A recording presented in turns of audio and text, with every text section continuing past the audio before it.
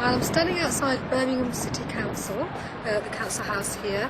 I'm about to go into the planning committee. We've got a very important issue that's come up for our ward. Warwickshire Cricket Ground has put in an application for a rebuild part of the stadium, as well as 5 permanent floodlights and also a capacity of extra 5,000 people. And this is really, really worrying local residents who already have to put up with a lot of the impact of having this facility near their houses. And we've got back-to-back terraced houses just on the outskirts of the grounds. We've also got Canning Hill Park just opposite, beautiful leafy area. And these permanent floodlights will be a real horror in terms of ruining the landscape, ruining the skyline, and on top of that, when they're working, it really interferes with residents' quality of life. And having the extra couple of thousand people on top of the 20,000 that already turn up to many of these fixtures means that it's too much impact on local streets when it comes to rubbish, when it comes to traffic, when it comes to noise, and that's why residents are objecting. And I'm also supporting those objections, saying yes, we want to see a modernisation of the cricket ground, but not at this expense of the residents, and they should resubmit revised plans. So we'll see what happens today.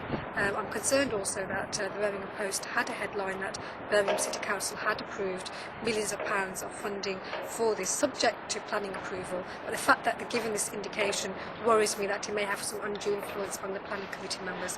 So we'll go in now and we'll see what happens.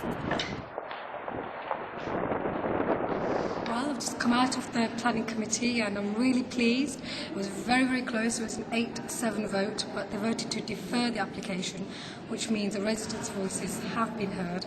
I think it really helped that we lobbied so hard to get the planning committee members to come out on site, because many of the ones who spoke up against were the people that actually bothered to turn up that day.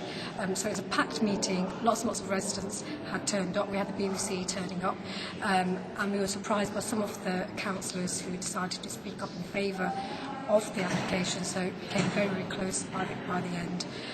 But the issues around the lighting, the issue around the overdevelopment, the fact that it was not sustainable to have hotel, pubs, that many extra houses built on this small site, that message was heard loud and clear. And so now it's been deferred with the condition that the club has to talk to residents and really take on their views. So I think that's a really, really positive result. And it shows actually it does make a difference when residents get together and make sure their voices are heard and councillors represent their views.